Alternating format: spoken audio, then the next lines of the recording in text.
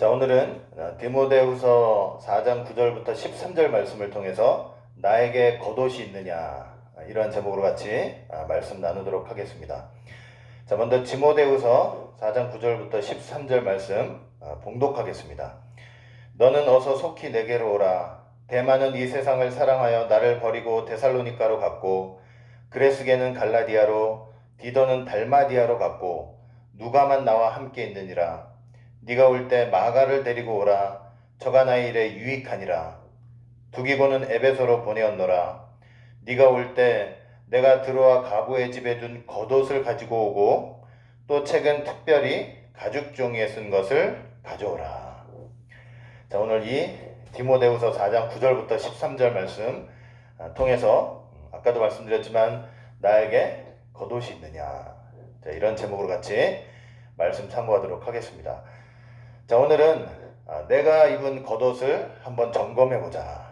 내가 과연 말씀의 옷, 사명자의 옷을 입고 있느냐, 혹은 벌거벗은 그래서 하나님 앞에 도망자 신세이냐. 여러분, 일반적으로 겉옷은 이런 사회적인 권위와 외적 신분을 나타냅니다. 우리는 일상생활에서 이 상대방의 겉옷만 봐도 어느 정도 그 사람의 신분과 성품, 그리고 교육 수준, 예의 범절 등을 알 수가 있습니다. 또 이렇게 말하면 어떤 분들은 가난한 사람은 어떡하냐고, 옷이 많지 않은데, 그런 건 상관없죠. 가령 하나님 앞에 또 나올 때 이렇게 갖고 있는 옷 잘 빨아서 깨끗이 다려서 그렇게 나온다면 그건 또 예의고 그 사람의 성품을 보여주는 것이겠죠. 어쨌든 이렇게 겉옷은 그 사람의 어느 정도를 보여주는 것이 바로 겉옷입니다. 자, 우리 하나님께 부름받은 성도, 이 예수 믿는 사람들은 다 하나님께 부름받은 성도죠. 이 하나님께 부름받은 성도 역시 겉옷을 입고 있어야 되는데, 그것은 어떤 옷이냐면 부르심에 합당한 옷입니다. 부르심에 합당한 옷, 그리고 사명의 옷을 입고 있어야 하는 것이죠. 그래서 첫째, 겉옷을 입지 못한 것은 수치를 나타냅니다. 여러분, 아담과 하와가 타락했을 때 아담과 하와는 하나님의 낯을 피해서 도망하면서 뭐라고 얘기를 했느냐? 내가 벌거벗었으므로 두려워서 숨었나이다, 이렇게 말을 했죠. 여러분, 여기서 벌거벗었다는 것은 비단 육신적인 벌거벗음만을 얘기하는 것이 아니고 하나님의 빛과 그리고 하나님의 영광, 하나님의 그동안 받았던 하나님의 말씀이 다 떠나가서 수치와 부끄러운 상태가 되었다는 것을 말씀을 하고 있는 것입니다. 여러분, 그렇게 벌거벗고 나서 하나님 앞에 도망자 신세가 된 것이죠. 여러분, 이사야 선지자가 무려 3년 동안이나 하나님이 명령했어요. 3년 동안이나 벌거벗은 몸으로 예언을 했습니다. 이거 보통 일 아니죠. 생각해보세요. 뭐 하루도 아니에요. 이틀도 아니고 1년도 아니고 무려 3년을 엉덩이 다 내놓고 부끄러운 거 내놓고 벌거벗은 채로 예언하라. 왜냐?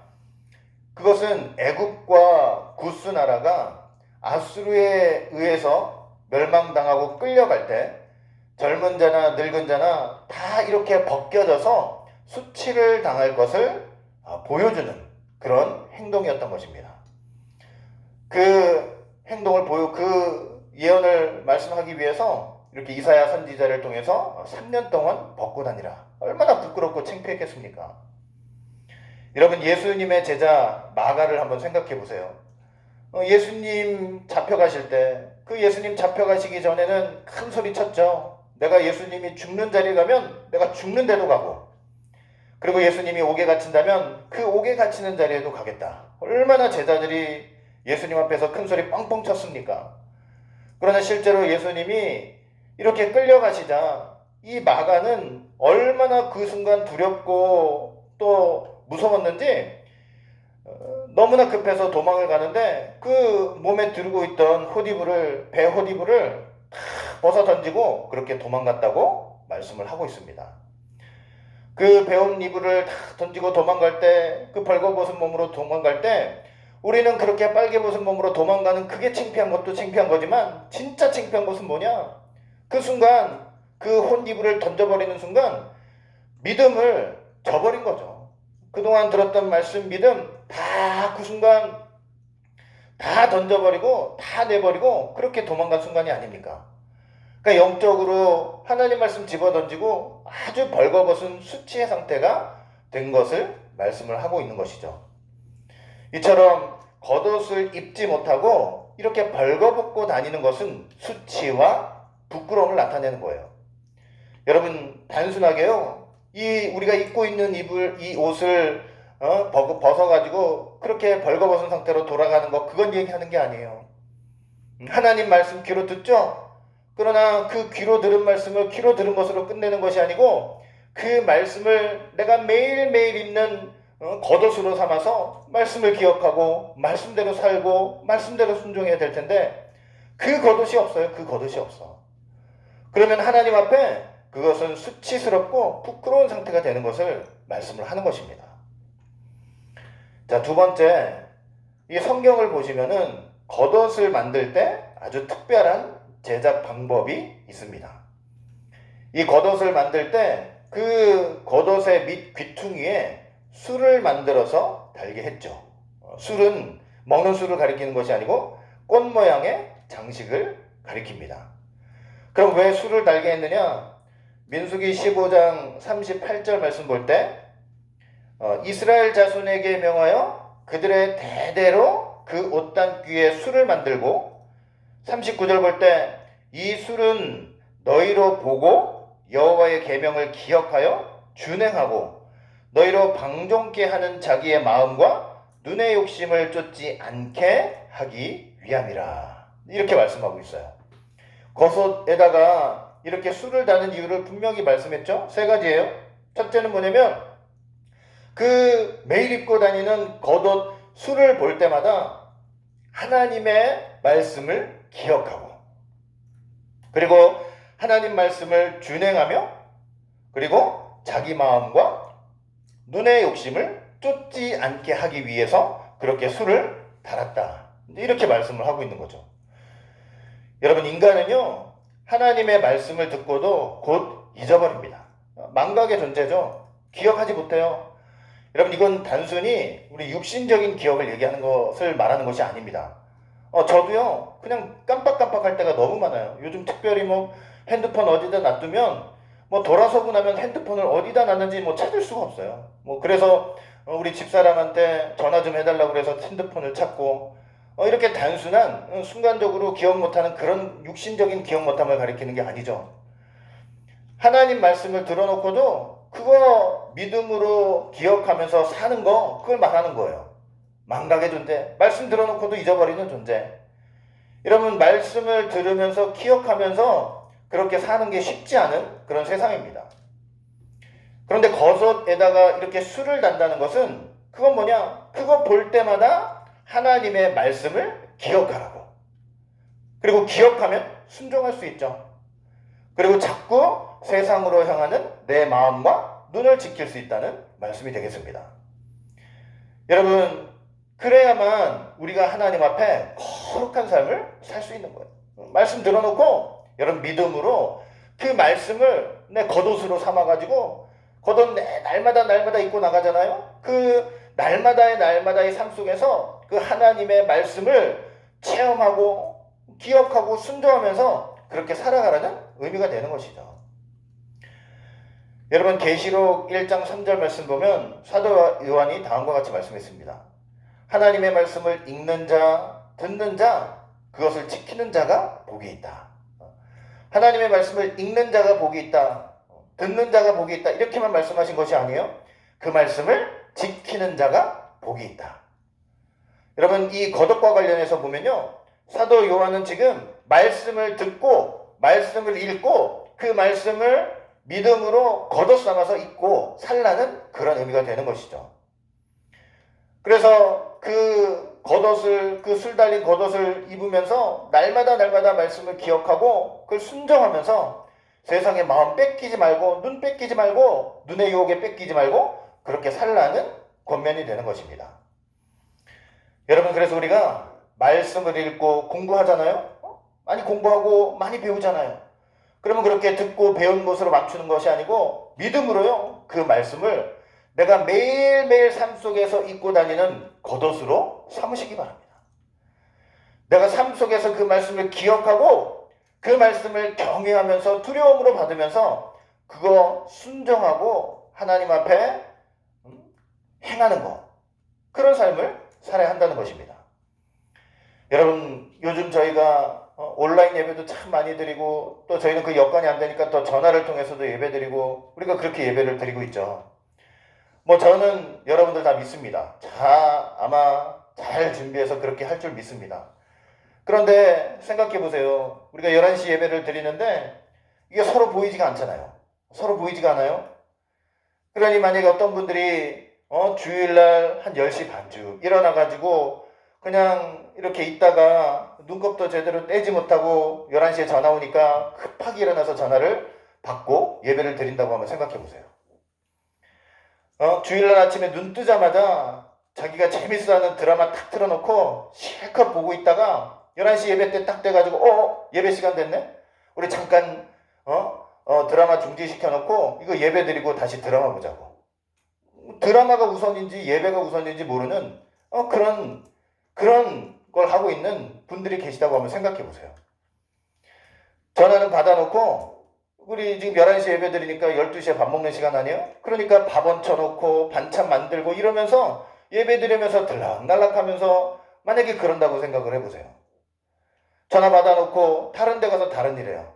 그러다 전화 끊을 때 와서 만약에 예배를 또 드린 것처럼 그렇게 했다고 생각을 해보세요. 여러분들이 그런다는 소리가 아니고 다른 목사님들이 많이 또 그런 얘기 저런 얘기들을 하시는 거예요. 이것은 왜 그렇게 되는 것이냐? 말씀 몰라서 그러는 게 아니고 말씀을 듣지 못해서 그런 것도 아니에요. 그 말씀으로 겉옷을 해입지 못해서 그러는 것입니다. 말씀 몰라서 그러는 게 아니고 믿음으로 그 말씀을 내 겉옷으로 삼지 못해서 그렇게 되는 거예요. 여러분, 그렇게 할 때 어떻게 되는 것인지 아세요? 말씀 들으나 하나님 앞에는 늘 벌거벗은 수치를 가지고 살게 되는 거예요. 부끄러움을 가지고 살게 되는 거예요. 우리가 여러분 빨개 벗고 이 문 앞 집 문을 열고 1cm라도 나갈 수 있습니까? 부끄러워서 못 나가잖아요. 그런데 영적으로 말씀 들어놓고도 그 겉옷 입지 못하고 생활하는 거, 그건 창피할 줄을 모르는 거예요. 우리가 그렇게 살고 있는 것입니다. 진짜 우리가 하나님의 말씀을 듣고 배운 사람들이라면 말씀을 듣는 것으로 끝나는 것이 아니고 믿음으로 날마다 겉옷을 우리 입고 나가야 되듯이 이런 삶의 모든 문제 앞에서 어떤 삶의 또 상황 앞에서도 그 겉옷을 벗지 말고 그 말씀의 겉옷을 가지고 믿음으로 승리하면서 그렇게 살아가야 할 것입니다. 자, 그 다음에 세 번째, 이 성경에 나타난 겉옷의 역사를 좀 살펴보도록 하겠습니다. 이걸 왜 살펴봐야 하냐면 겉옷이 얼마나 중요한 것을 보여주기 때문이에요. 자, 먼저 율법에 나타난 이 겉옷에 대한 규례입니다. 여러분, 만일 어떤 사람이 너무 가난해가지고 자기 겉옷을 무슨 전당포 같은 데 맡겨놓고 이제 돈을 받아요.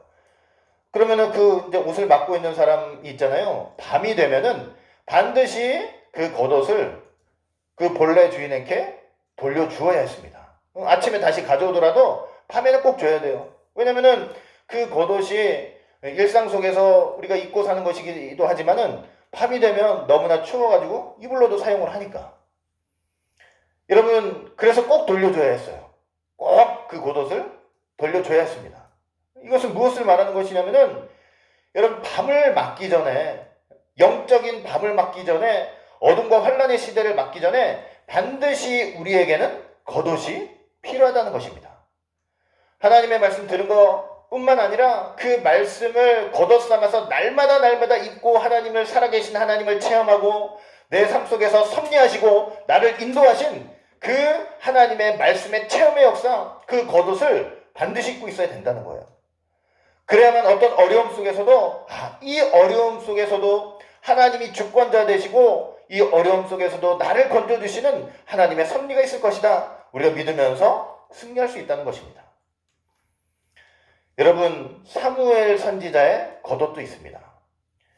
사울 왕이 이 사무엘 선지자의 명을 어기고 아말렉 군대를 진멸하는 가운데 완전히 진멸하지 않았죠. 사무엘 선지자는 하나님 말씀을 듣고 사울 왕한테 분명히 전했어요. 애고 어른이고 양과 소고 전부 다 진멸하라고 말씀을 분명히 전했습니다. 그러나 사울 왕이 그 말씀에 순종하지 않았어요. 온전히 순종하지 않았죠. 좋은 거 다 살려놓고 아말렉 왕도 살려놓고.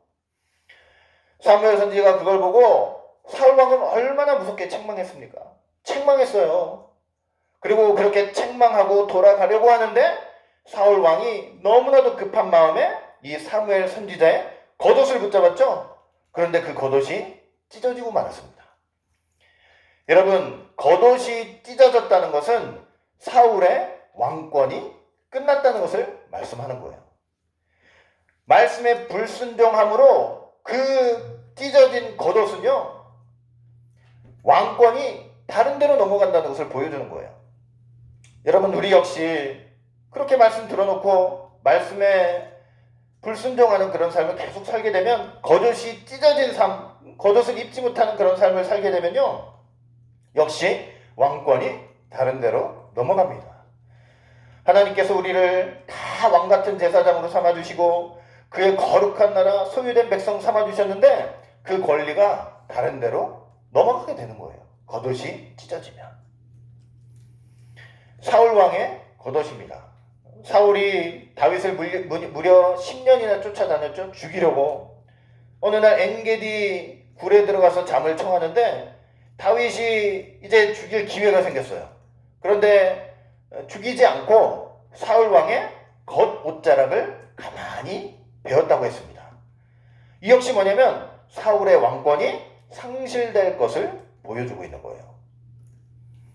사울 왕 아들이 요나단이죠. 요나단의 겉옷입니다. 요나단은요, 이미 깨닫고 있었어요. 하나님의 주권 섭리가 무엇인지 알고 있었습니다. 아버지 사울의 왕권이 자기에게 있지 않고 다윗에게 있다는 것을 분명히 깨닫고 있었어요. 하나님의 뜻으로 볼 때 나는 왕이 될 자격도 없고 하나님이 나를 인정하지도 않으신다. 왕으로서. 그래서 요나단이 무엇을 하였냐면요, 자기가 입고 있었던 그 겉옷을 다윗에게 벗어 주었습니다. 그리고 그 겉옷을 입은 다윗이 왕이 된 것입니다. 그래서 여러분, 말씀의 겉옷, 이 말씀의 겉옷을 입은 자, 하나님 말씀 앞에 순종하고 삶에서 그 열매를 맺는 자가 이 땅에서 왕같은 제사장이 된다는 것을 보여주고 있는 것이죠. 엘리야 선지자의 겉옷입니다. 엘리야 선지자가 여러분 승천할 때 겉옷이 땅에 떨어졌어요. 엘리사 선지자가 그 겉옷을 가지고 물을 쳤더니 물이 이리저리 갈라졌습니다. 그리고 엘리사 선지자는 그 갈라진 물 사이로 강을 건넜다, 이렇게 말씀을 하고 있죠. 이것은 우리에게 무엇을 말씀하고 있습니까? 여러분, 앞길이 꽉 막혔어요. 동서남북 징태양난이에요. 마음에 걱정이 되고 두려움이 생기고 염려가 생깁니다. 자신도 모르게 나는 어찌할꼬 탄식이 나와요. 여러분, 그러할 때 이 겉옷을 받아보세요. 겉옷을 가지고 물을 치니 이리저리 갈라져서 길이 생기더라. 그렇게 되듯이 이 겉옷을 가지고 문제 앞에서 이리저리 휘두를 때 그 문제 속에서도 반드시 길이 생깁니다. 그뿐입니까? 이 겉옷을 받은 엘리사 선지자에게 엘리야의 영감이 갑절이나 머물게 되는 놀라운 역사가 있었다고 성경은 말씀을 하고 있는 거예요. 얼마나 귀합니까? 얼마나 귀해요, 이 겉옷의 역사가. 하나님 말씀을 겉옷 삼아서 날마다의 삶 속에서 순종하고 그 다음에 행하려고 했을 때 여러분, 거기에 능력이 있는 거예요. 거기에서 능력이 나오는 것입니다. 귀로 듣고 많은 그게 아니에요. 겉옷을 헤어볼 때, 믿음으로 겉옷을 헤입을 때 여러분, 거기에서 놀라운 하나님의 능력이 일어난다는 것을 여러분 꼭 믿으시기를 바라겠습니다. 예수님의 겉옷이죠. 예수님의 겉옷, 사람의 겉옷도 이런데 예수님의 겉옷 오죽하겠습니까? 예수님은 말씀하시고 그 말씀대로 행하신 분이죠. 믿음의 주잖아요. 12년을 혈루증으로 고통받던 여자가 있었습니다. 피가 줄줄 흘러나오는 병이죠. 이 여자가 얼마나 간절한지 예수님의 겉옷만 만져도 나는 낫겠다. 예수님 뒤로 몰래 가가지고 그 겉옷을 만졌습니다. 그 겉옷을 만졌을 때 성경 볼 때 뭐라고 돼 있어요? 그 혈루에 근원이 말랐다. 겉옷을 만지기만 했는데도 피가 흐르는 병에 근원이 고쳐졌다. 여러분, 이 얼마나 귀하고 참 놀랍고 깊은 세계입니까? 예수님 믿고 있던 그 겉옷. 예수님이 겉옷을 벗으신 적이 있어요. 왜 겉옷을 벗으시지? 마지막 만찬의 자리에서 제자들의 발을 씻기기 위해서 겉옷을 벗고 수건을 허리에 두르시고 그렇게 발을 씻겨주셨습니다. 겉옷을 벗으셨다는 것은 제자들 때문에 또 우리 때문에 낮고 천한 자리로, 즉 자기를 비워 종의 형체를 가지고 오신 것을 보여줍니다. 무슨 말이에요? 로마 군병들이 예수님을 십자가에 못 박고 주님의 겉옷을 벗겨버렸잖아요. 나눠 가졌잖아요. 그것은 뭐냐면 아담 타락 이후에 타락해가지고 하나님 말씀 불순종해서 하나님 말씀에서 떠난, 그래서 벌거벗은 그 수치와 부끄러움을 가득 갖고 사는 이 수치스러운 인생을 위해서 예수님 스스로가 그 겉옷을 벗김을 당했다는 것을 말씀하고 있는 거예요. 그 수치스럽고 부끄러운 거 십자가에 달려서 다 내놓으셨죠? 그거 우리 자리 아닙니까? 그거 얼마나 부끄러워요. 근데 그거 우리가 당할 거 예수님이 대신 당해주신 거예요. 그렇게 대신 수치를, 부끄러움을 다 당해주시고 우리한테는 예수님께서 의의 옷, 거룩한 것을 그렇게 입혀주시는 것입니다. 얼마나 감사해요. 얼마나 감사해요. 그러니까 주님이 주시는 그 겉옷을, 의의 옷을 우리가 벗지 말고 날마다 삶 속에서 입고 다녀야죠. 순종해야죠. 문제 속에서 말씀을 통해서 이기고 하나님이 역사해 주시는 것을 체험하는 그런 삶을 좀 살아야죠. 여러분, 예수님을 환영하던 사람들의 겉옷도 있습니다.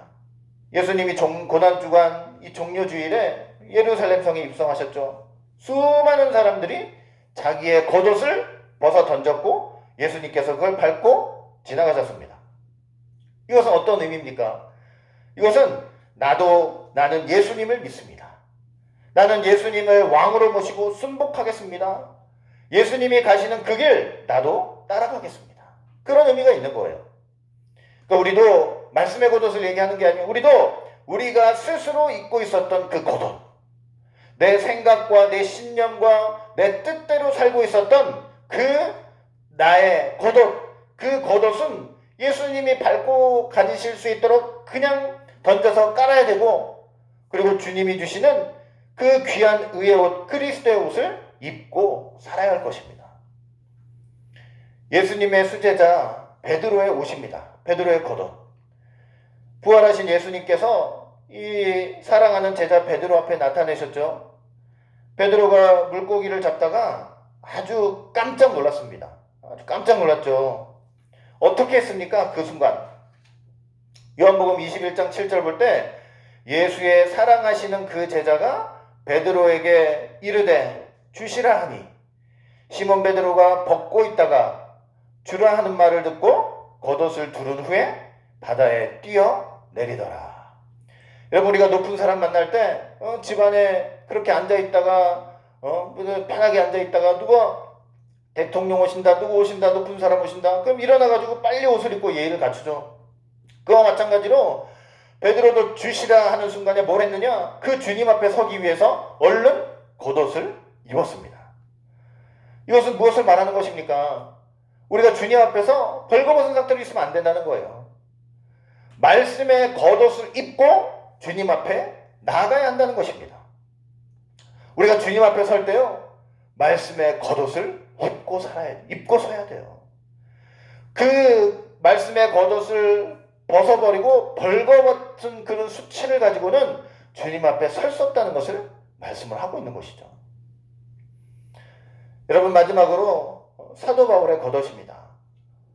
사도 바울이 제2차로 로마에 투옥된 후에 이제 더 이상 살지 못하고 순교하게 될 것을 알았죠. 디모데에게 부탁을 했습니다. 오늘 본문 말씀이죠. 야, 겨울이 오기 전에 내가 누구 집에 걸어뒀던 겉옷을 좀 가져오너라. 그리고 성경을 좀 가져와라. 죽음을 앞두고 이 디모데에게 두 가지를 가져오라고 했는데 겉옷과 성경입니다. 이건 본인을 위해서도겠지만 이 앞으로 남아서 사역해야 될 디모데에게 그 사역자의 권위를 주기 위해서 그 성경과 한쪽엔 자신의 겉옷. 여러분 한번 생각해 보세요. 그 사도 바울이 읽던 성경과 사도 바울이 늘 입고 있었던 그 겉옷을 디모데가 보면서 무슨 생각을 했겠어요? 여러분 그 겉옷, 사도 바울의 겉옷은 무엇입니까? 일평생 동안 하나님의 말씀 앞에 순종하고 어떤 어려움 속에서라도 정말 하나님 말씀에 또 하나님이 주신 사명을 감당하기 위해서 믿음의 선한 싸움을 싸우고 또 싸우고 싸웠던 그런 삶의 흔적 자체가 아니겠냐고요. 그 겉옷이. 디모데는 그 겉옷을 볼 때마다 마음가짐을 새롭게 하고 나는 어떤 겉옷을 입고 있는지 분명히 점검하고 생각했을 것입니다. 사랑하는 성도 여러분, 우리는요, 우리 자손들에게 어떤 겉옷을 남겨줄 수 있겠습니까?